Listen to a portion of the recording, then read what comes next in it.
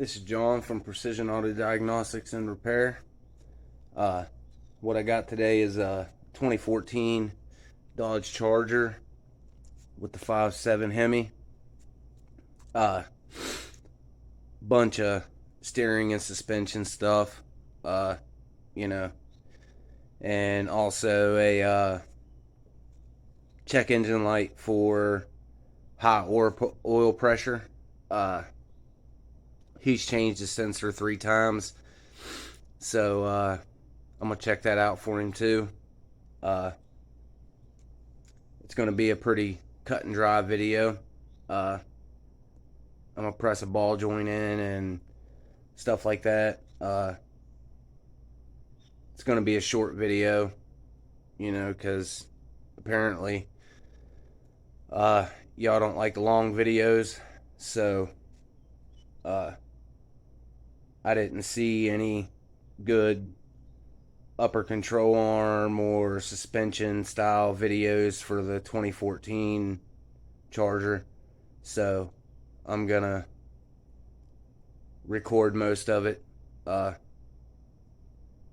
Once again, thank you YouTube community for the views that I've gotten and the subscribers I have. God bless you all, and have a wonderful day. What we got here is a plethora of parts from Detroit Axle. The customer elected to order offline because the upper control arms for this car are $422 a piece at the parts store. So I'm going to be changing front control arms, rearward control arms, ball joint, upper control arms on both sides. So I'll probably just record one side, because it's both the same. So as you see, there's, rearward control arm, front control arm,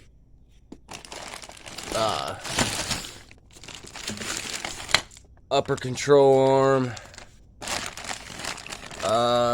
Looks like there's a grease fitting, but I don't see a grease fitting. Hopefully there is a package in here that has grease fittings, because I don't see one in the bag. Okay, first of all, you want to jack it up. Safety first. Put it on jack stands. Put your rubber block underneath of it. Get your wheels off. That's the first step.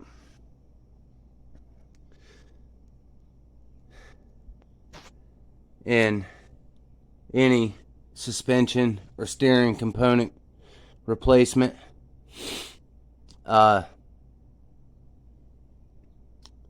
hopefully these bolts come out of the struts,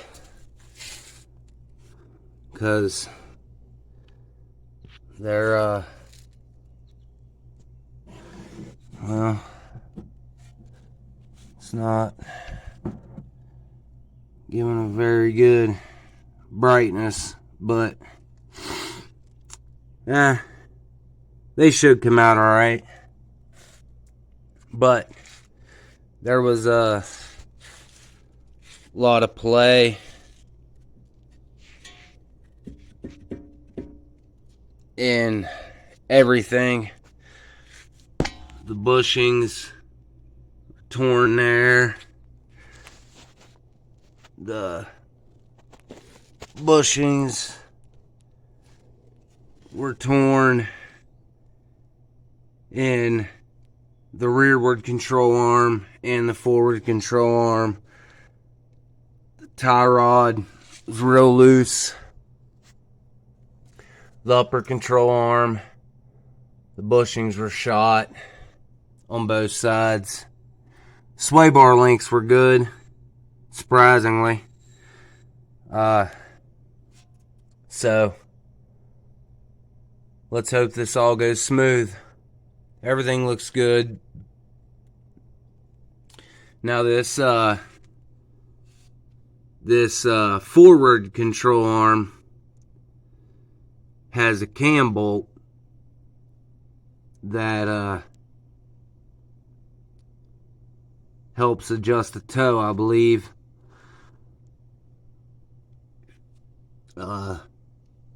Or the camber. One of the two. I believe the rearward is, I don't believe it's a cam bolt, but I don't think I'm gonna have to take the struts out. The bolts look like they'll come out through the back. So, but you do have to remove the coolant reservoir and stuff like that. And the other bolt is back there. Same as on this side. The one bolt's right there. The other bolt is back there.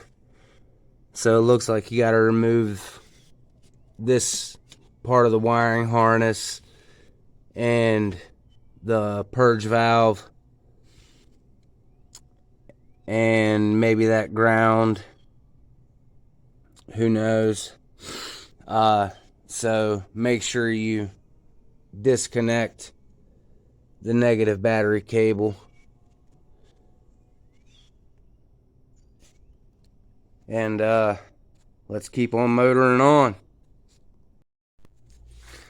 Well, as you can see, you have to undo the sway bar link, the outer control arm,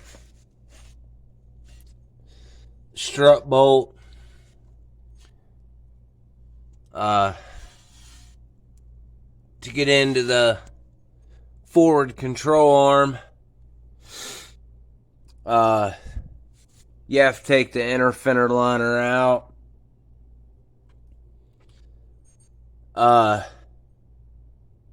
Man, this job is just a absolute pain in the ass. You have to take the coolant reservoir off. Back there is one of the strut bolts, or I'm sorry, upper control arm bolts. And then I got to do the same on this side. Of course, you see I already sprayed everything down with penetrating oil. Of course, you know that shit don't work half the time. You have to take the steering stabilizer down to get to the control arm. And someone's already been here and they put different size fucking bolts in it. So yay for me. I've already had to break out the torches. I'm starting to get frustrated.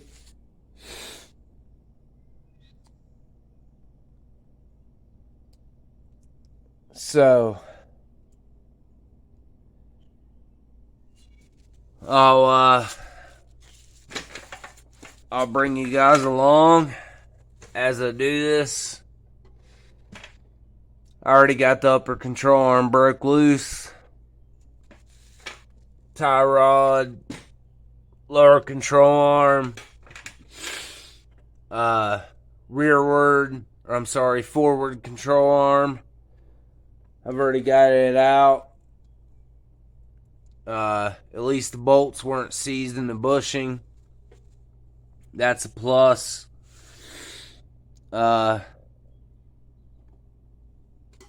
You know, of course, keep everything in a magnetic parts tray.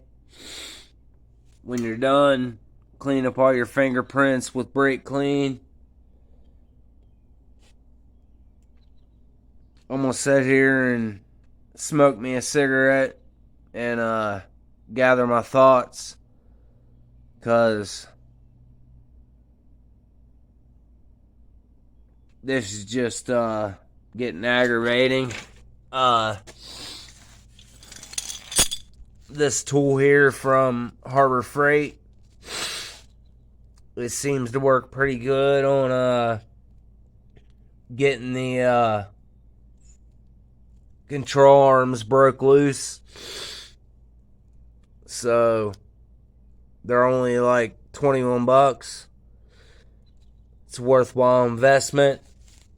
Of course, the swivel sockets, they were a lot more. He also has a oil pressure switch, sensor high. I'm gonna look at it with my Varus, press a ball joint in.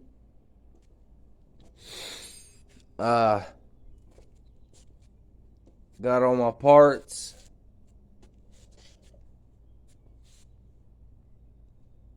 .7 V8 charger, you know, the good charger with the Hemi, not the wuss bag 3.5.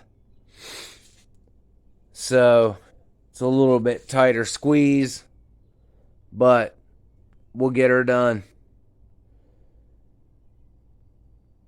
Let's keep on motoring on. Alright, so now we got the upper control arm in, the lower control arm, new ball joint, new forward control arm, sway bar link. Now I have to jack it up until it's at its natural ride height and tighten everything down, because you never ever tighten anything with a straight bushing unless it's at its natural ride height. If not, you'll get premature wear of the bushing, as well as tearing of the bushing and things like that. So just keep that in mind whenever you're doing this kind of work, any kind of suspension work, anything with a straight bushing. Make sure you tighten it down with the vehicle at its natural ride height.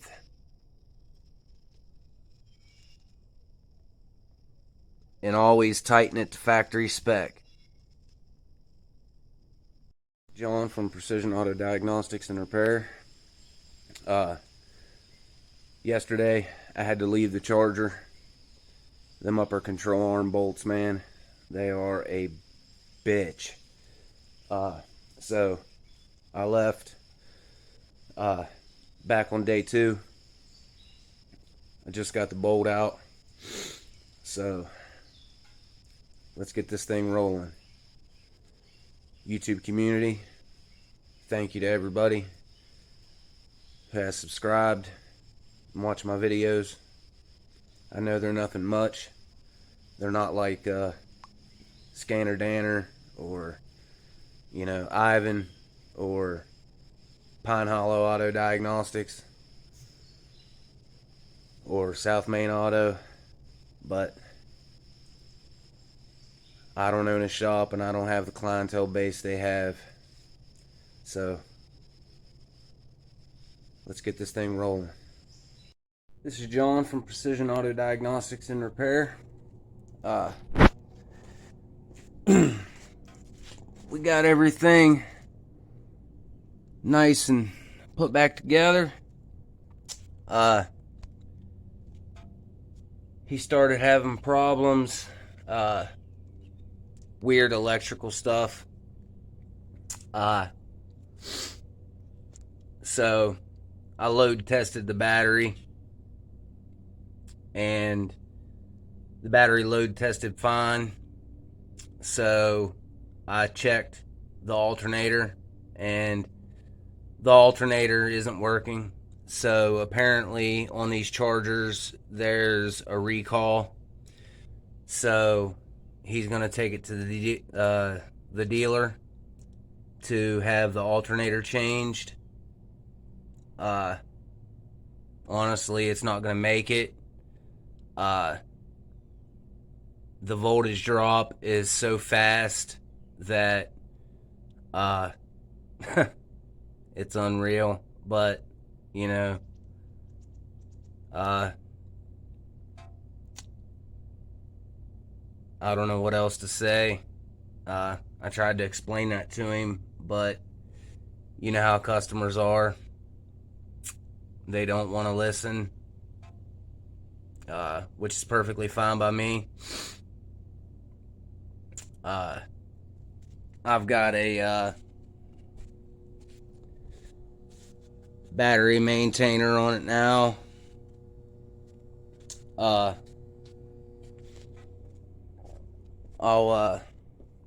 start it up real quick and let you guys see.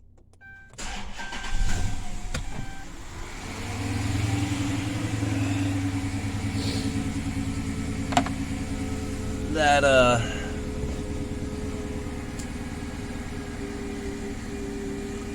the alternator is not charging. The battery's only at 10 volts, and you can see it dropping rapidly.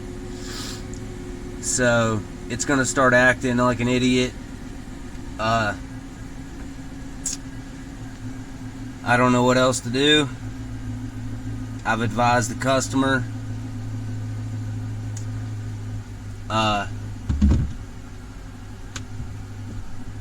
on what to do.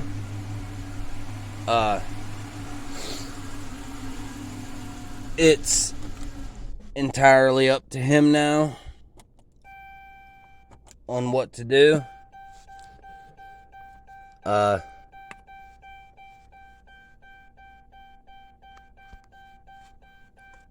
I'm gonna clear the codes with my Varus here real quick.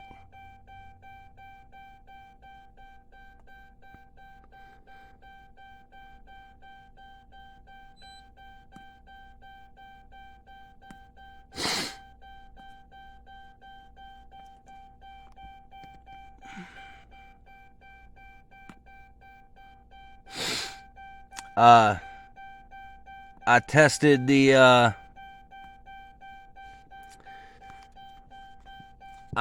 the oil pressure switch. It's got a short to ground. Whether he wants me to try to trace that down or not, I'm not sure. It's entirely up to him. He's got a couple other vehicles he wants me to look at. So an Excursion and a Nissan Pathfinder, or I'm sorry, Xterra. So I'll look at them another day.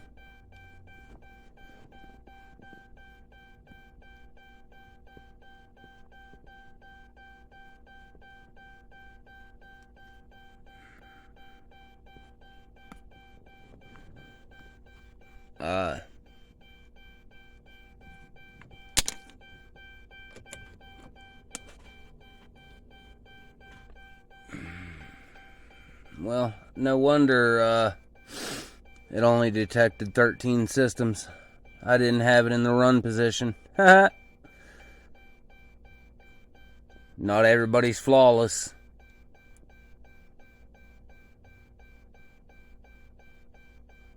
And plus, having that battery maintainer on there, yeah, see it detected 18 systems that time. I'm gonna clear the codes and then shut it back off. Let the battery get up to snuff.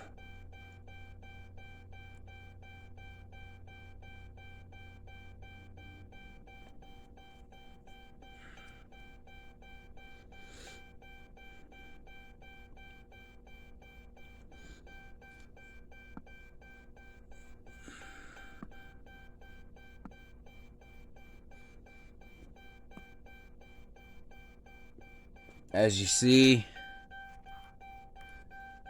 the only code is for oil pressure sensor circuit high, indicating short to ground. So, man, it's hot out here. I don't know what else to do besides shut it off and let this gentleman do his thing. So,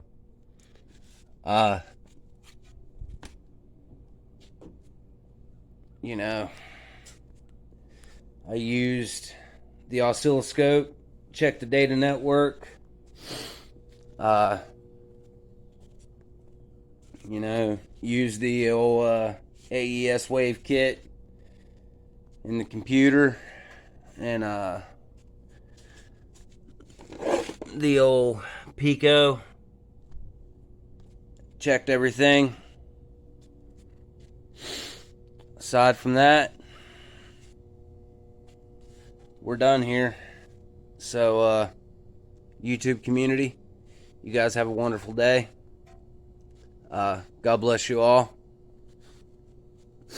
Everyone that's watched my videos and subscribed to my channel, thank you. God bless you. And have a wonderful day. I love you all. Peace out. Transmission over.